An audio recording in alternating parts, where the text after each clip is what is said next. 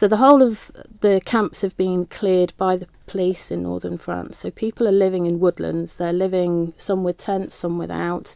There's children, they'll have tarpaulins up. They're burning whatever they can to try and keep warm. There are women who are pregnant. There are young families that are there. And so what the Women's Refuge Centre try to do is offer a place for respite, somewhere they can talk, somewhere that the children can go and there can be a little bit of education and games and fun. So the items, some of the items actually they're asking for are colouring pens and papers and books and things for the children to be able to play with. And it's just those basic things really that we so much take for granted, don't we, that actually can make a huge impact on people's lives. Where can people drop things like this off to? Okay, so I couldn't do this without the help of Edward Bryan Removals. They take everything over to the UK for me. So we've got Noah Bakehouse again on board. They're fantastic helping. You can drop items off there. You can drop items off at Shaktiman in Ramsey and Mother Tees in Laxey. If you've got a large collection, then if you message me through Manx Support Refugees Facebook page, then we can arrange to have the warehouse open so that we can take the collection straight from the car. We're looking for tents, sleeping bags, blankets, tarpaulin, rucksacks. On hygiene side, we're looking for adult diapers. Somebody asked, why on earth would you need those? Women can't go out of their tent if they're lucky enough to have a tent at night because it's not safe. So they need those products, and they also use them as sanitary products as well. We need baby diapers, especially size 5, 6, baby wipes, shampoo, conditioner, soap, basic things to keep themselves clean. And then clothing. We're looking for warm coats again, waterproof coats, trousers, sensible shoes, trainers, things that people can keep warm, clean underwear, brand new baby bottles if anyone's got any, and baby milk that's unopened, and also all the bits and pieces for the children to play with. So if you have got some toys, they need to be clean and usable for the children.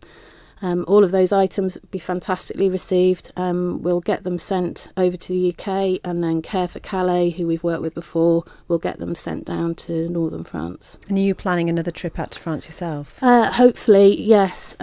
Just to go and see how things are, because I've not been out for a while. And as I say, there's no actual camps as such. People are just living rough, and then they keep getting cleared by the police. Some of the stories are just horrible. Police opening tents and just spraying pepper spray into there regardless of whoever's in there. They don't want people around Calais, Dunkirk. They don't want them, but they're not offering anything where they can go.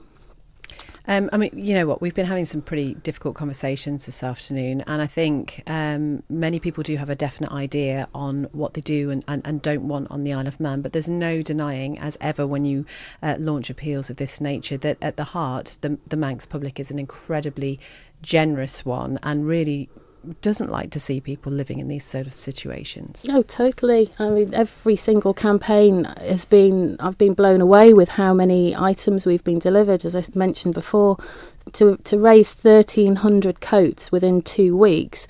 Care for Calais could not believe it when I rang up and said, I hope you've got space for all of these. The Manx public do want to help. Howard Quayle is right. They are kind, they are compassionate.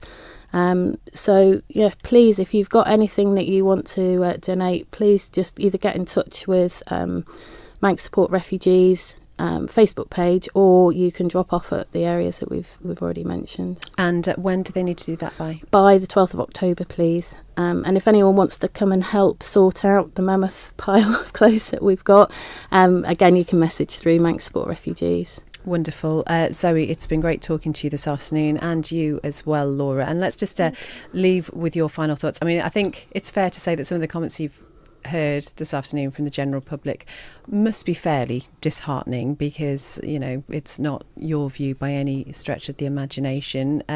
Where do you see the future of this issue? Well, I do think that we have a huge opportunity here on the island, and that we are very lucky compared to other places with what we do have.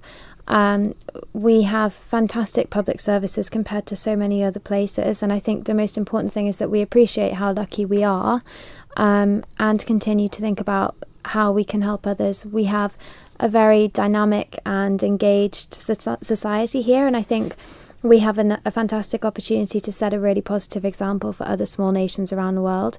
One of the headlines, I believe, this afternoon, Howard Quayle was at the Labour Party conference and said that the Labour needs the right image of the island.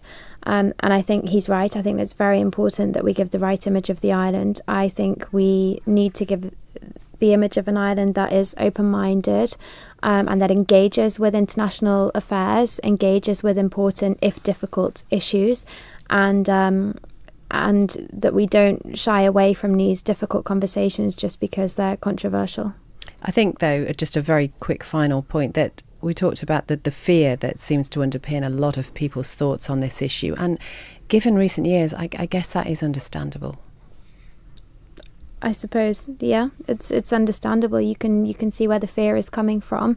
I think the best thing that we can do is really be prepared to check our own views and our own opinions, to reflect on why we hold these views, whether they are rational, whether they're educated, whether we could potentially be more informed on a topic. I think that's the best thing that we can do. Just stay open-minded and always open to learning and listening to the other side.